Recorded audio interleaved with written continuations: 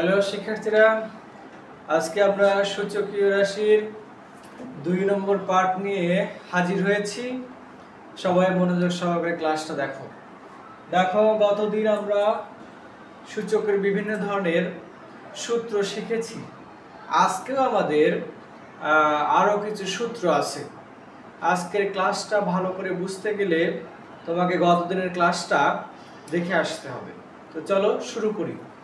দেখো, গতদিন আমরা শিখেছি ভিত্তি কি, সূচক কি। আজকে আমরা দেখছি যে সূচকীয় রাশির সমীকরণ থেকে চলকের মান আমরা কিভাবে নির্ণয় করব। আচ্ছা দেখো, প্রথমে আমরা জেনে নেই সূচকীয় রাশির সমীকরণ থেকে বেস যদি সমান হয় তাহলে পাওয়ার সমান হবে।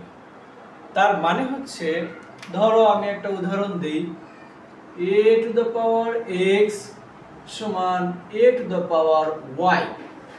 দেখো, সমীকরণের এই পাশে বেস হচ্ছে a, এই পাশে বেস হলো a, তাহলে উভয় পক্ষে কিন্তু বেস সমান। তাহলে এইরকম যদি হয়, এখান থেকে আমরা লিখতে পারি অতএব x সমান হচ্ছে y, অর্থাৎ উভয় পক্ষ থেকে বেস বেস বাদ যাবে, তাহলে সূচক আর সূচক সমান হবে, অর্থাৎ x সমান হচ্ছে y। ওকে, এরপরে দেখো, পাওয়ার সমান হলে বেস সমান হবে। উভয় পক্ষে যদি এবার পাওয়ার সমান থাকে তাহলে কি হবে, বেস সমান হবে। অর্থাৎ দেখো, আমরা একটা উদাহরণ দেই, ধরো a to the power x সমান হলো b to the power x। দেখো, এখানে পাওয়ার যদি সমান হয় তাহলে বেস সমান হবে।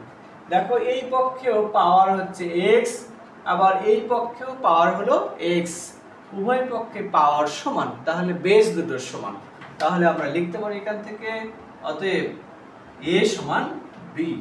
ওকে, এরপরে দেখো, বেস এবং পাওয়ার উভয়ই শূন্য হলে তখন কি হবে। অর্থাৎ দেখো, এক্ষেত্রে 0 to the power 0 সমান কত হবে এটার কথা বলা হচ্ছে। আমরা গতদিন শিখেছি যে 0 ব্যতীত অন্য কোনো কিছুর উপর সূচক বা পাওয়ার যদি 0 হয় তাহলে তার মান হবে কত, 1।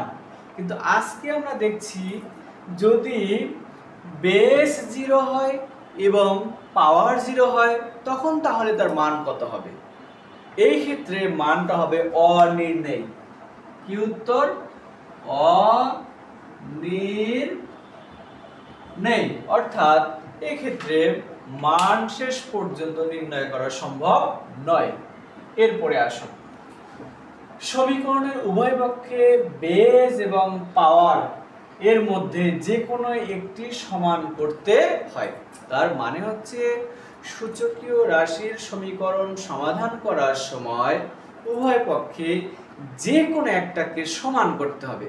হয় উভয় পক্ষে বেস সমান করতে হবে, নয়তো উভয় পক্ষে পাওয়ার সমান করতে হবে।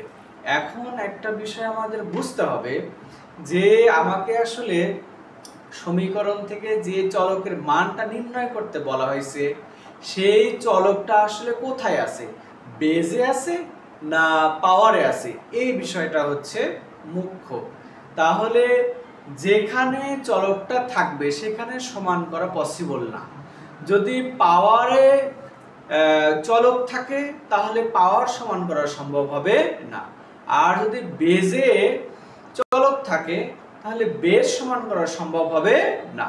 অর্থাৎ আমরা একটা উদাহরণের মাধ্যমে দেখি, ধরো x to the power 4 সমান 81।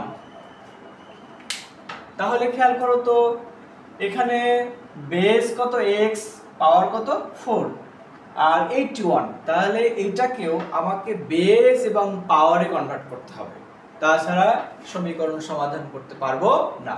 তাহলে 81 কে যদি আমরা বেস এবং পাওয়ারে কনভার্ট করি, 3 27 3 9 3 3, অর্থাৎ তাহলে আমরা কি পাচ্ছি, 81 কে যদি আমরা বেস এবং পাওয়ারে কনভার্ট করি তাহলে 3 কয়টা, 1 2 3 4, 3 to the power 4।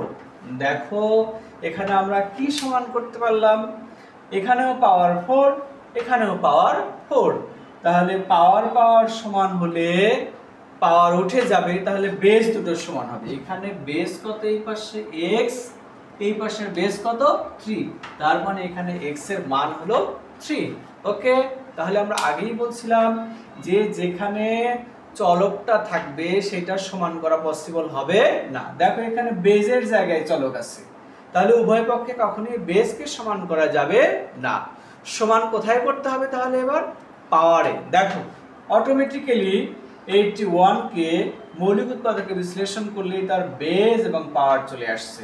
দেখো এখানেও পাওয়ার 4, এখানেও পাওয়ার 4, পাওয়ার 4 বাদ x সমান 3। আশা করি সবাই বুঝতে পারছো। Thank you.